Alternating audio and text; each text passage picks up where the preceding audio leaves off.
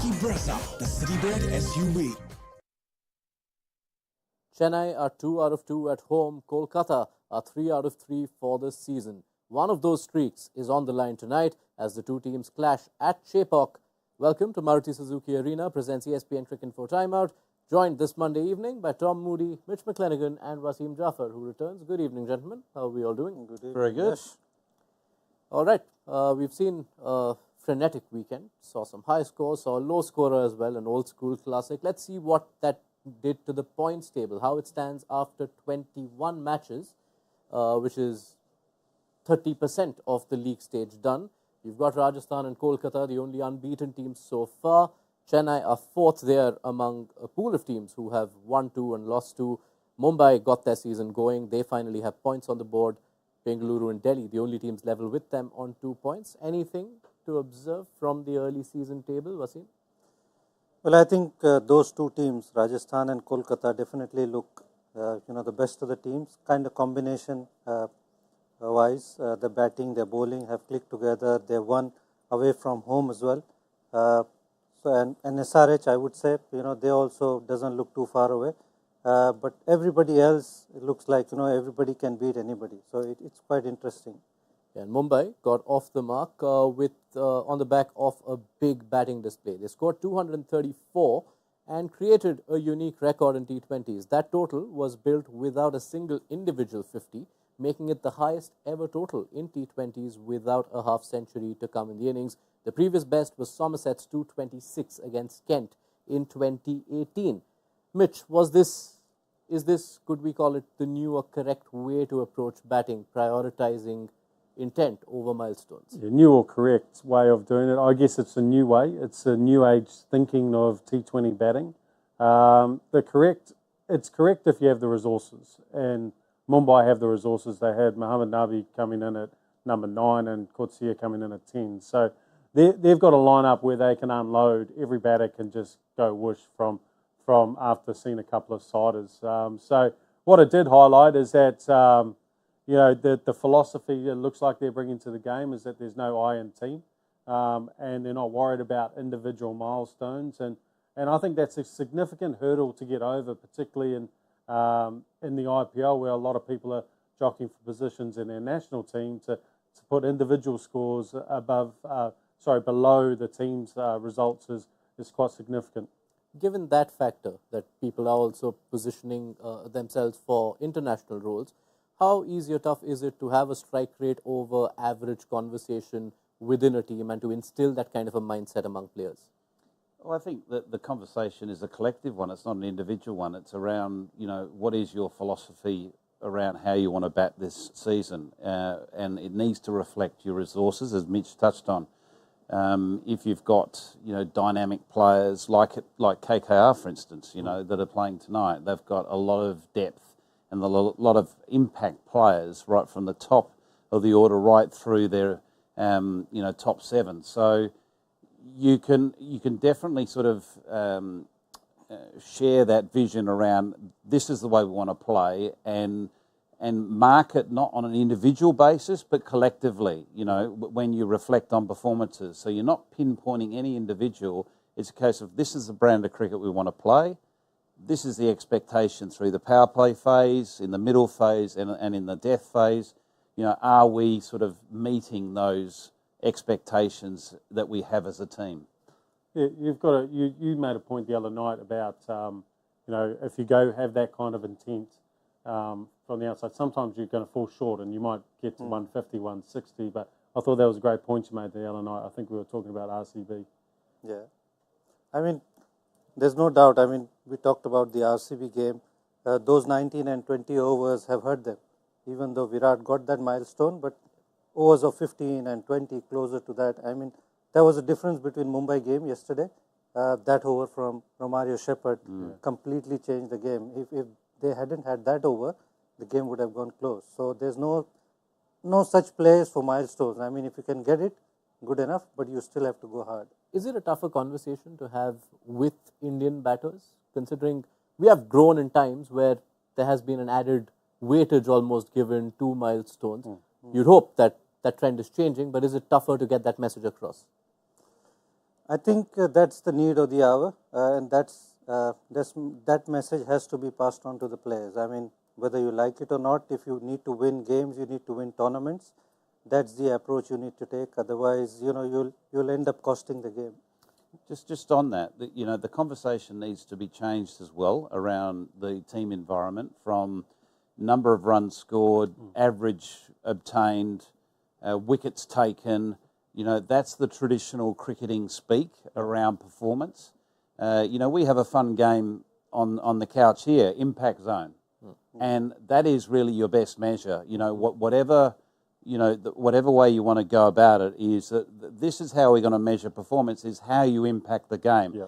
And your impact may be only like Romario Shepherd the other night, may only be 10 balls. Yeah. But if you can, and I'm not saying that's possible every time, because it's near on impossible to strike at 390 every single time, but that should be celebrated against, other traditional milestones that look at the impact that this person had.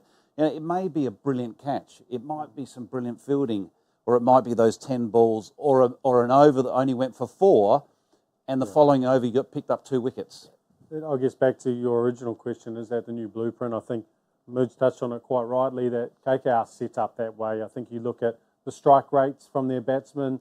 Phil Salt, who's one of the most aggressive batsmen in world cricket, he's got the lowest strike rate in this side, striking at 141, and that means KKR have been able to do what they've been able to do so far. And yep, if one of them goes big, that's cool, but it's not a necessity. Yeah, and that's exactly where we intend to go with, because we talk about approaches. How are these two teams going about it? Remember, KKR in their last outing scored the small matter of 272 runs, and these are the top 7 batters for both these teams from their last game, and these are their season strike rates. As Mitch points out, Phil Salt at 141 is KKR's slowest scorer. Chennai have a few batters who bat a little slower, but you've got Rachin Ravindra and Shivam Dube firing. Let's focus on KKR first.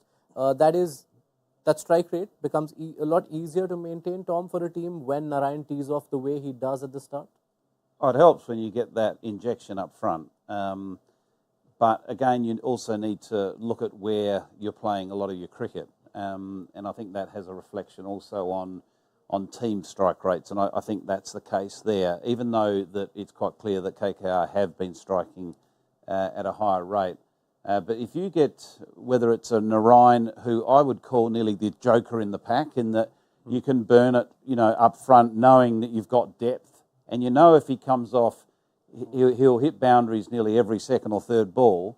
But if he gets out, he won't waste time. There's nothing worse than putting in an impact player like a Narayan, and they soak up 10 balls and get 10 runs, because then you're defeating the purpose of allowing a quality player to have those 10 balls to get set and then launch their innings. And if you look at CSK, it in a way, Wasim, reflects their own school of thought, because if you go through those numbers, you often see CSK pair their batters in a way that, it negates matchups. There could be a spin hitter batting with a pace hitter. And you see that in terms of Ravindra and Dube being the high strike rates and a few more measured batters in the middle. Yeah, I mean, looking at that, only Rachin Ravindra and Shivam Dube have achieved those strike rates. The top order hasn't fired also. I mean, that is one of the problem for them so far. Ruturaj form, Rachin Ravindra himself, like last year, Devon Conway was, the difference between that batting order. And then they haven't used Daryl Mitchell as well in that way. So, I mean, they need to go harder. That's what they did here last season. Their top order obviously scored lots of quick runs, and that's what the blueprint they need to play to. So far, they haven't. They need to get there as quickly as possible. They need a Jinke Rahane to fire.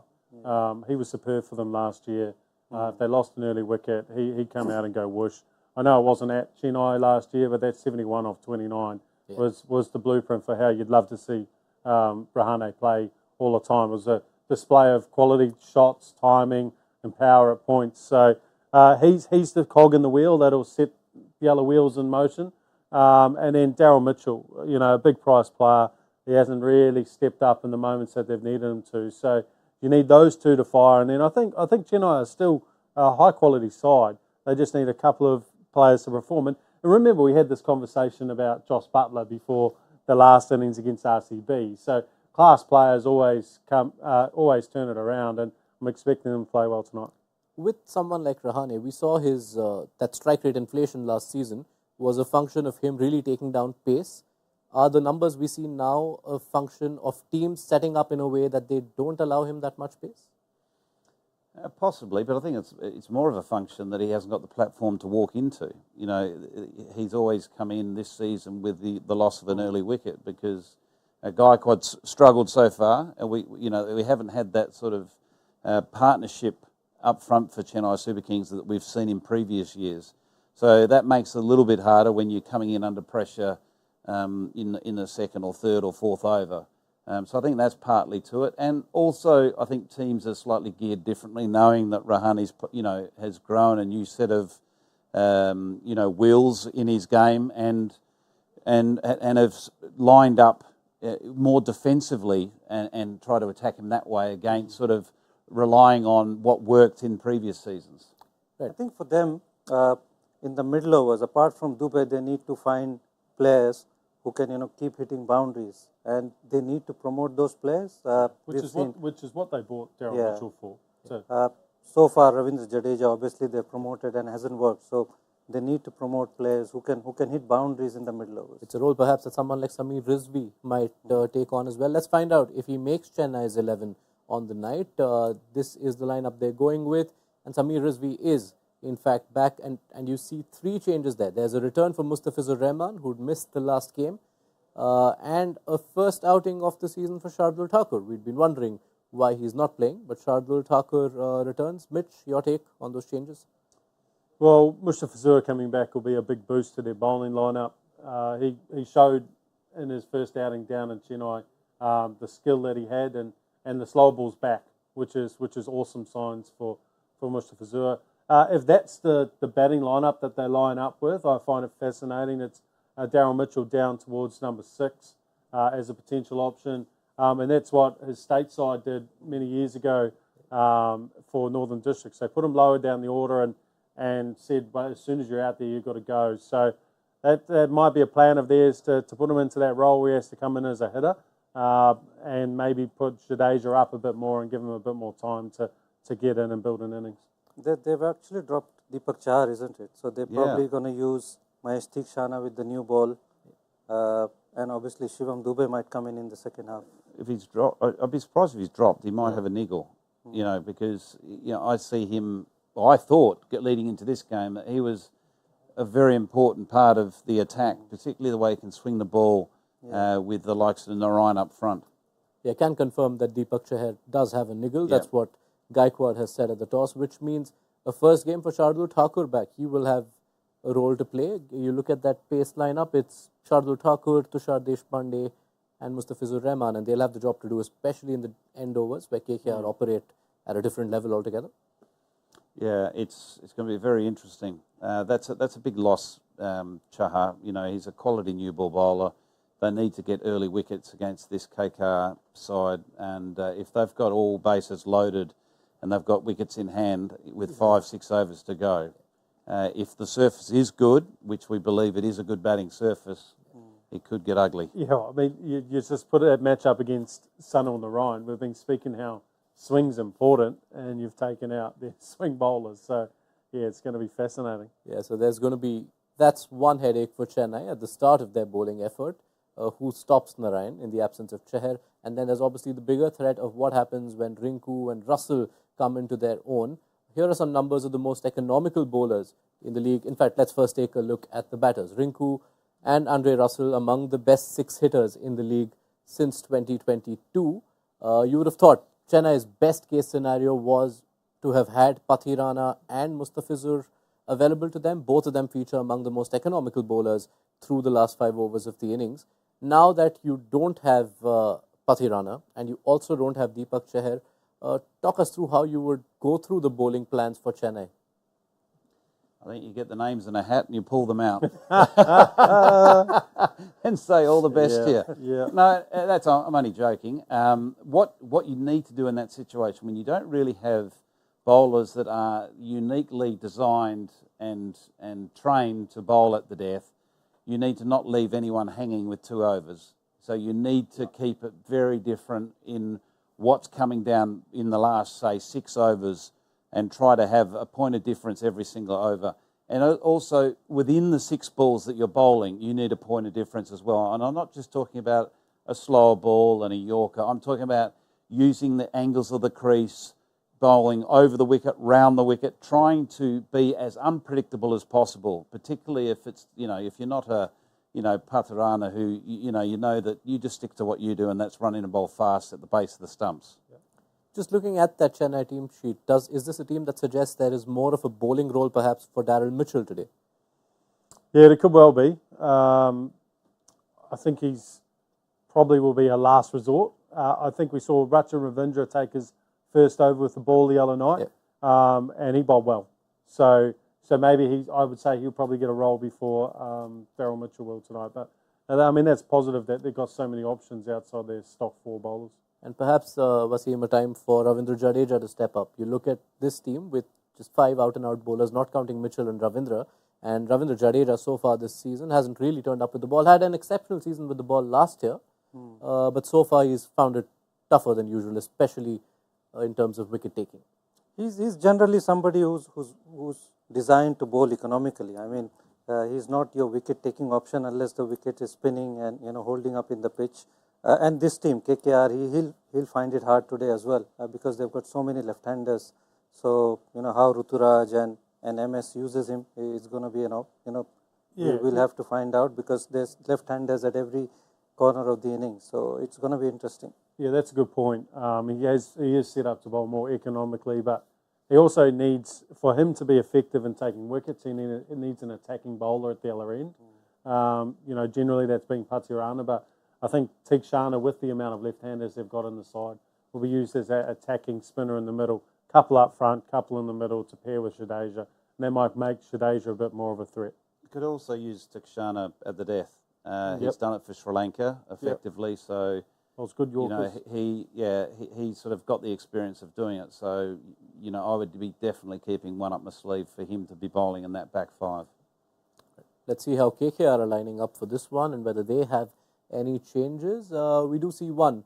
Harshit Rana had gone off the field during their last game. He does not feature at all. He's not even on the impact options. KKR, remember, batting first. So Vaibhav Arora, who had a good outing and made up well for Harshit Rana's absence, he retains his spot.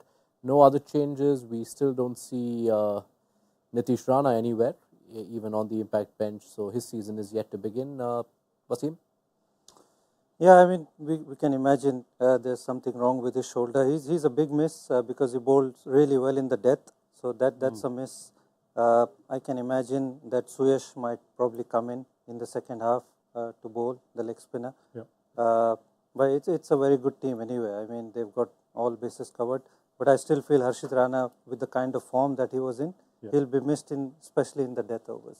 It'd be interesting to see, because obviously they're bowling second, so that decision on that impact player may well depend on the level of dew. Because Shreyas, as you say, he'd be the obvious choice if there's no dew. But from what we believe, there might be dew because it's very humid down there. Yeah, there's the dew factor, which Gaikwad has alluded to at the toss, saying it's quite humid. And there's also the factor that Chennai in the last game really surprised us. The last game at Chepauk saw only 2 overs of spin from CSK. How do you expect KKR to counter that? If it's not as spin-friendly as Chepauk hasn't been, they can't really go with their usual ploy of being spin-heavy? I think when you've got quality, you go with it. And they have got quality, so I can't see them steering away from that formula that's working for them. And I just think that final piece of the puzzle, when it comes to the impact sub, they may make that late call depending on what the conditions are like. Just like a home game for them. Yeah. Their spinners are trying to turn it on glass and Kolkata.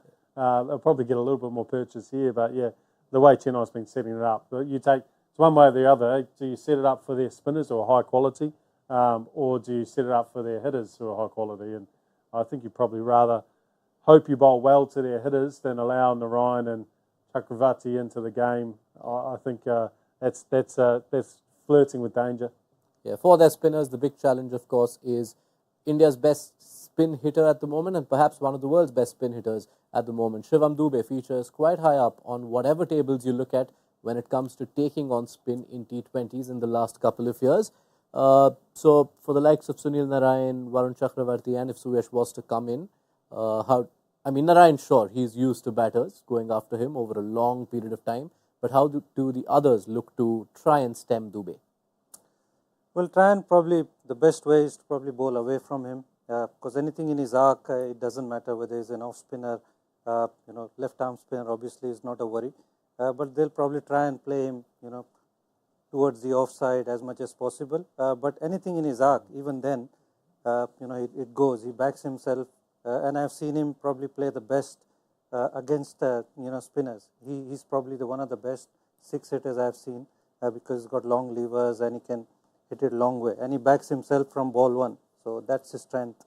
Yeah, one of the positive things the other night with the way he played his innings was that he didn't come out and try to slog from ball one. He actually chose his deliveries, and I thought they bowled quite well in the first couple of balls until they gave him one in his zone, and that showed a lot of maturity from Dube. That's what you want to see.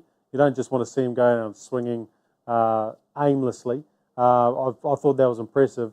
You talk about them going wider the other night. Yep, they went wider. They didn't have the extra cover initially, and then they went to extra cover back, tried to continue on that line, still allowed him to free his arms because he's got so much power, right? When they made the adjustment to actually come inside his arc and go into the wicket a bit more and more of a hip line, he wasn't able to free his hands as well. So I think with Dube, if you're going to try negate his power hitting, I think you've got to have a field or have a plan where you can go inside and outside so it's not overly predictable. What do you think about that, Tom?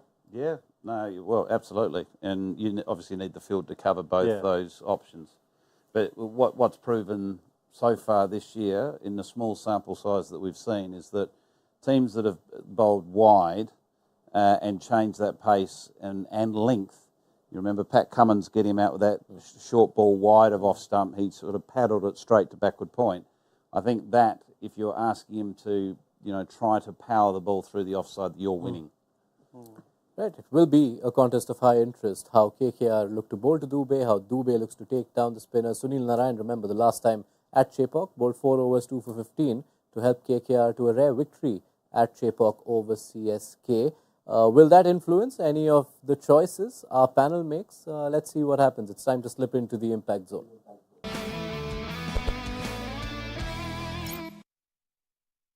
Right, so going through the drill again, although you're all quite used to it by now, each expert picks 3 players, a batter, a bowler and a wild card. Impact points for each player are counted as per ESPN Cricinfo Smart Stats, and the expert with the highest points tally for each match gets 3 points in their season tally.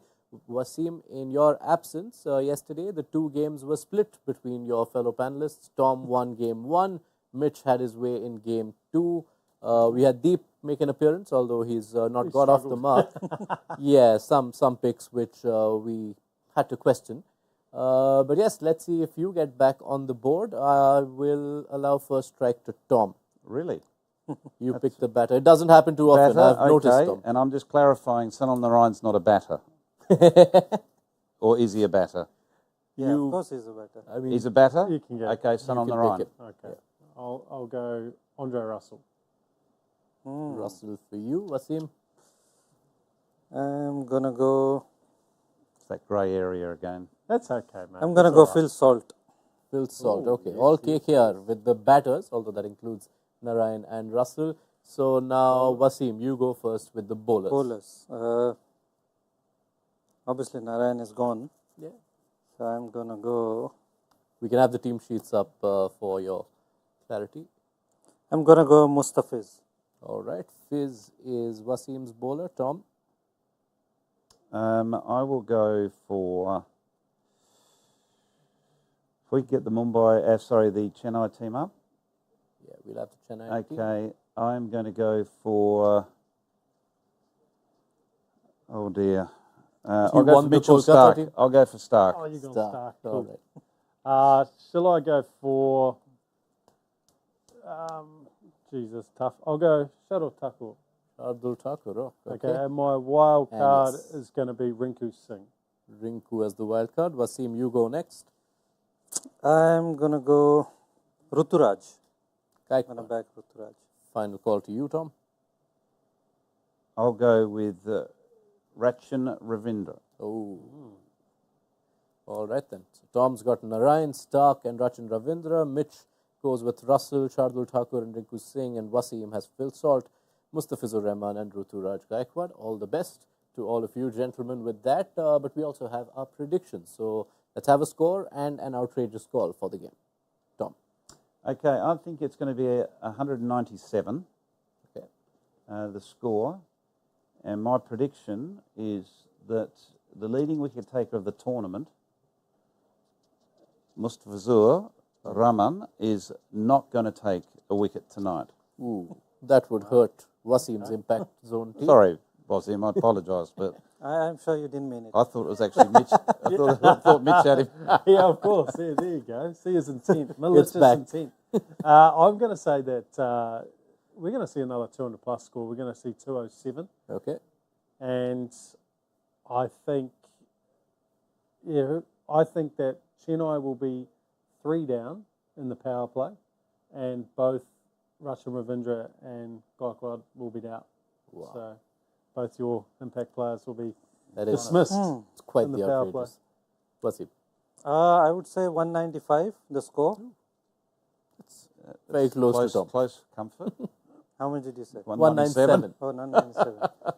You can rethink. You stick with Great 197. minds, 195. think That's alike. exactly right, doesn't it? 195 and Sunil Narayan to get out in first 10 balls. Ah, I see what's He's happening. 10 Oh, balls. you're doing Tom's track. Actually, you're allowed 12 balls because You can, no, Tom's it's up to extended you. the outrageous 10 pick. or 12, it's up to you. That's fine, Mitch. Phil We Salt is let those gone. 2 balls be.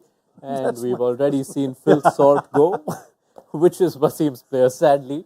So now you will wait for your Narayan call to come true. All right. That does it for now. Thank you, gentlemen, for your time. Look forward to your company once we're through with this KKR innings, which has begun with the first ball wicket. Must be the first time that's happened this season for sure.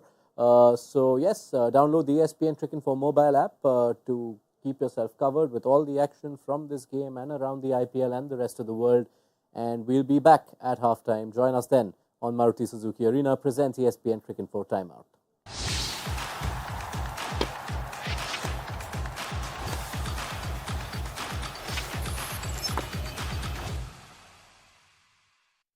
All new hot and techy Brezza, the Citybird SUV.